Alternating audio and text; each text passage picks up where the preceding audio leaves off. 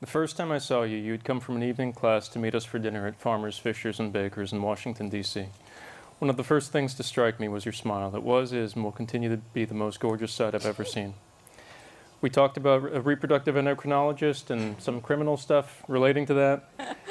And from the moment we spoke, I realized that there was something special about you. We bandied words with each other like we'd known each other for years. One day you called me when you weren't feeling well and wanted help getting through the ER a little quicker. I like being helpful, and I look forward to getting to spend the time with you. We sat in the ER for a few hours talking, the time flew by. I would have happily waited throughout the entire night. When the nurse went to start an IV and draw blood, I saw my opportunity. So I said, hey, why don't you hold my hand while you're getting an IV? And you politely declined. It wasn't your first rodeo with venipuncture, so I persisted and I said, come on, nobody likes getting stuck with a catheter. And it'll make you feel better. And you agreed, and I think both of us blushed. In that instance, I realized I wanted to spend as much time with you as I possibly could.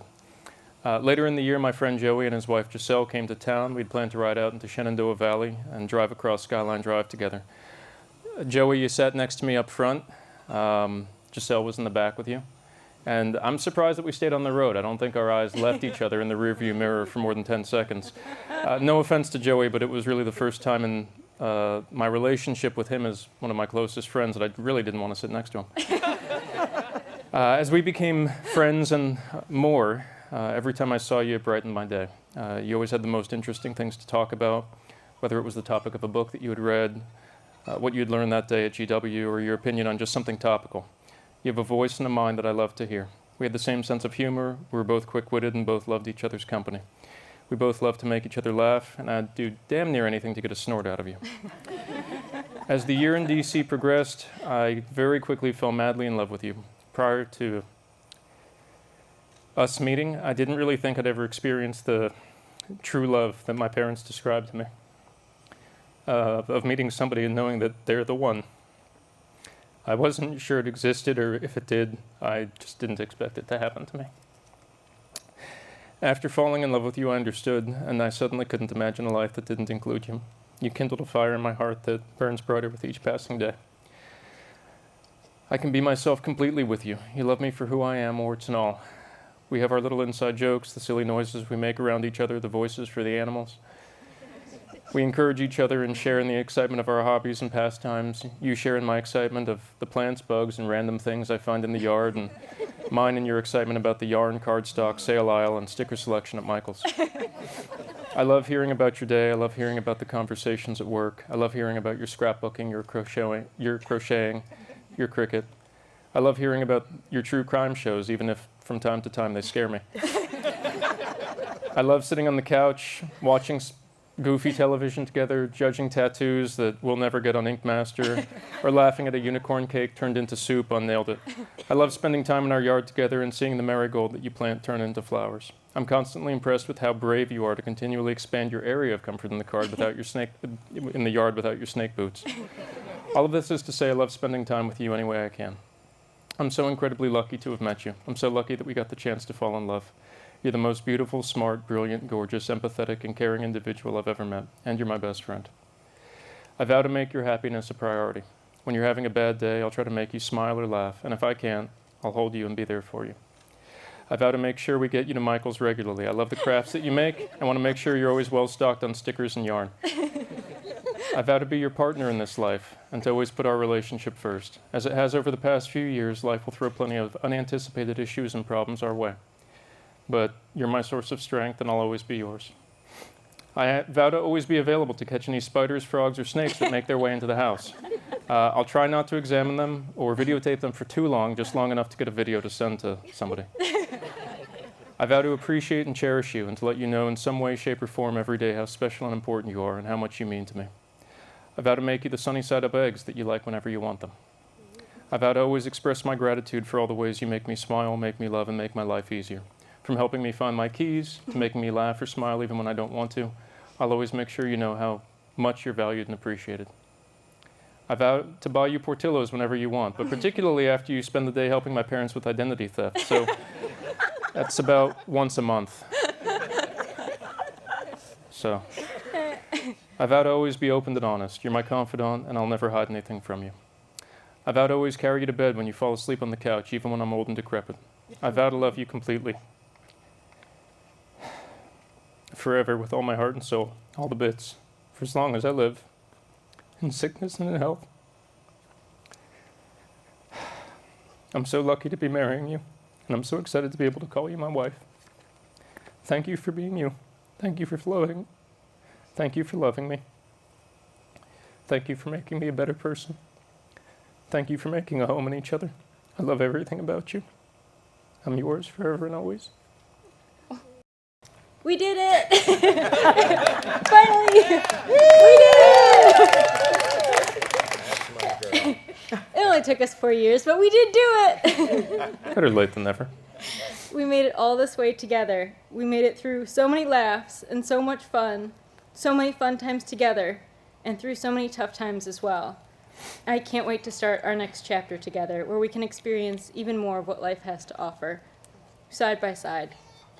When I was finishing school in D.C. and you had to leave work to start in Florida, you sent me many thoughtful gifts.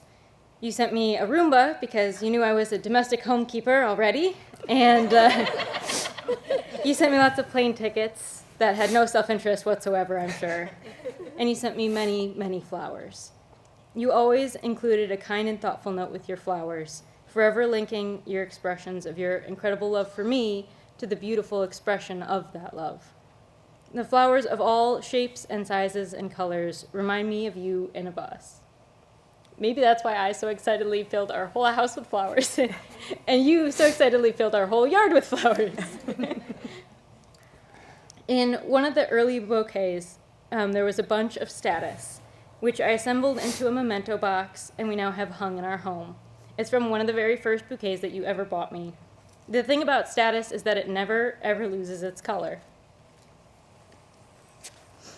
You've told me many times on hard days for either one of us that we could drop out if things go sideways in law or medicine, and we could start a status farm.